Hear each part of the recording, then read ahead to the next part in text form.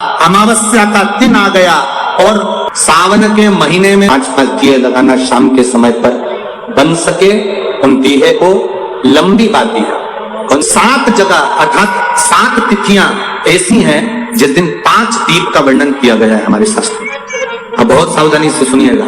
पहली है पंचमी तिथि, अष्टमी, एकादशी, प्रदोष, शिवरात्रि, अमावस्या, पूर्णिमा।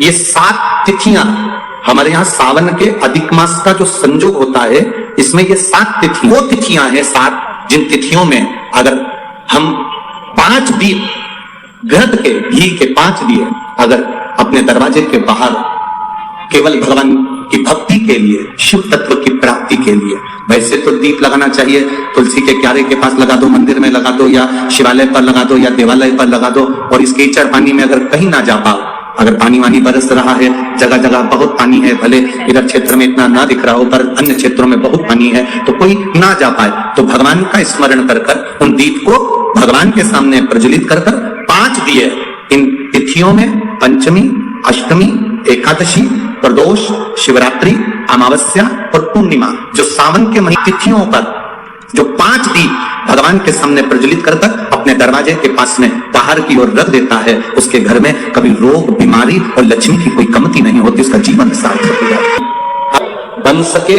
उन दीहे को लंबी बाती का। कौन सी बाती का? जम के बोलो जरा। लंबी बाती का। आपको पहले भी कथा में कहा, लंबी बाती का जो दिया होता है, लंबी बाती का जो दीप होता है, वो दीप हमारे जीवन में वंश की भी वृद्धि करता है। इसलिए हमारे यहाँ पितरों का दिया, देवी जी का दिया, नवरात्रे का दीप, ये सब लंबी बाती के लगते हैं। तो लंबी बाती का जो दीप होता है वो हमारे वंश की भी वृद्धि करता है, लक्ष्मी की भी वृद्धि करता है, सुख समृद्धि। और अगर मान लो भूल से हमारा कहीं पैसा अटक गया और वो व्यापारी नहीं दे रहा, तो लंबी बाती का जो दिया होता है वो पैसा भी हमारा वापिस लौटा कर लाता है। इसलिए लंबी बाती के दीप का स्मरण करें।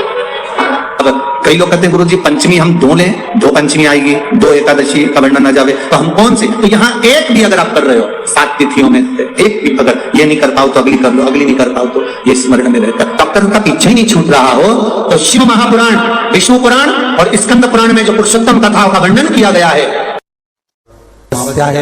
शाम के समय घी का दिया नदी के घाट पर, तालाब पर, कुएं पर। शहरों में अगर नदी तालाब नहीं है तो आपके घर में जो मटका है, हंडा है, शहर वालों, गांव में अगर नदी तालाब हो, अपने शहर में हो तो वहां लगाओ। और अगर नदी तालाब नहीं हो तो पानी का जो हंडा मटका रसोई घर में होता है, अमावस्या के दिन शाम को वहां भी दिया लगा सकते हो। अगर नहीं है नदी तालाब, बावड़ी, कुआं, तो अगर है तो वहां जाओ, नहीं हो तो वहां लगा। जब भगवान के मंदिर में दिया लगाते हैं, दीप प्रज्वलित करते हैं, तो दिया परमात्मा के लिए नहीं लगाते। जब हम दीप प्रज्वलित करते हैं तो जैसे ही मंदिर में प्रकाश होता है वैसे ही हमारी जिंदगी में चारों तरफ। मंदिर में अगर दिया लगाने जा रहे हो, बाती लगाई है आपने मंदिर के अंदर, तो कुछ देर बैठिए, कुछ देर स्मरण करिए। हमारे यहां तो यहां तक कहा गया है कि किसी मुर्दे को अगर जलाया भी जाता है तो कपाल क्रिया तक रुकना पड़ता है कि थोड़ा रुकिए, कोई पीछे से आकर कुछ करना आ जाए। दीप जलाएं, थोड़ी देर रुकिए। और दीप का भी नियम है हमारा, दीप का भी नियम। दिए में जो फूल बत्ती लगती है, गोल बत्ती लगती है, गोल वाली, ये बत्ती हमेशा कोई विष्णु भगवान की पूजन कर रहे हो, शिव जी की पूजन कर रहे हो, कोई अन्य देवता का अगर आप स्मरण कर रहे हो तो गोल बत्ती लगाई जाती है। भगवान के मंदिर में पूजन कर रहे हो तो गोल बत्ती लगाएं। कहते हैं सियोर वाले महाराज जी बताते हैं 1 पुष्प चढ़ा, सियोर वाले महाराज कहते हैं 2 लोटा जल चढ़ा, सियोर वाले महाराज कहते हैं 5 काली मिर्ची चढ़ा, सियोर वाले महाराज कह देते हैं इतना सा गन्ने का रस लेकर तुलसी के क्यारे में डाल दो, इतना सा ये भाग लेकर भगवान का पूजन कर दो, तिल्ली का ये भाग ले लो, तो गेहूं के 11 दाने ले लो कि 21 दाने ले लो।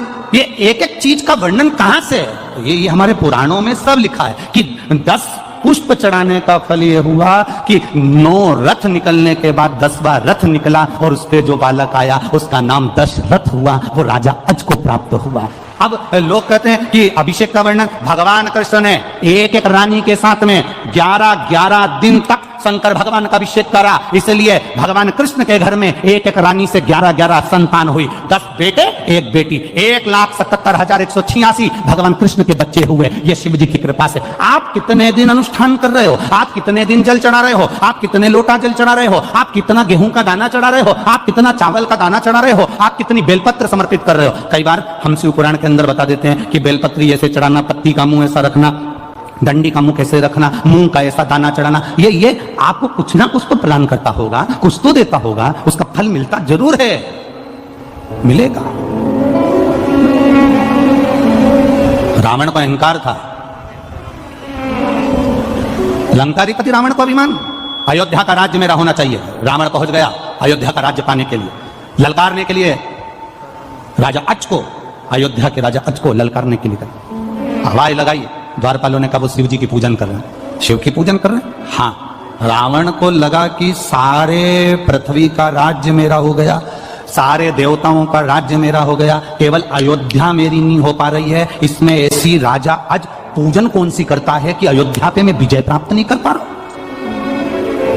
कुछ तो तुम्हारी धर्म पत्नी ऐसा व्रत करती है जिसके कारण बाल बांका नहीं हो पा रहा, कुछ तो तुम्हारे अंदर भगवान की ऐसी दृष्टि है कि दुनिया तुम्हारा पांव खींचकर नीचे फेंकना चाहती है और भोलेनाथ ने हाथ पकड़कर तुम्हें ऊपर उठा रखा है। कुछ तो है तुम्हारे साथ में, कुछ तो है। तो कई लोग कह देते हैं इतना बड़ा एक्सीडेंट हुआ बच गए, इतना बड़ा एक्सीडेंट हुआ बच गए। समझो क्यों बच गए, जरूर उसने तुम्हारा हाथ पकड़ कर रखा। सारी दुनिया पांव पकड़कर पीछे खींच रही है, सारी दुनिया चाहती है कि तुम हारो, सारी दुनिया चाहती है कि तुम नीचे गिरो, सारी दुनिया चाहती है कि तुम आगे ना बढ़ पाओ, पर कोई तो है तुम्हारे साथ में, कोई तो एनर्जी है तुम्हारे साथ में, कोई तो बल है तुम्हारे साथ में जो तुम्हें गिरने नहीं दे रहा। वो बल राजा रावण कहता है भगवान उस अयोध्या के द्वारपालों से मुझे देखना है कि आज अयोध्या का राजा आज कौन सी पूजन कर रहा है। शंकर की ऐसी कौन सी पूजन है जो अयोध्या मेरी नहीं हो पा रही है, शिव की ऐसी कौन सी आराधना है जो अयोध्या मेरी नहीं हो पा रही है। राजा आज के पूजन कक्ष में मुझे लेकर चलो।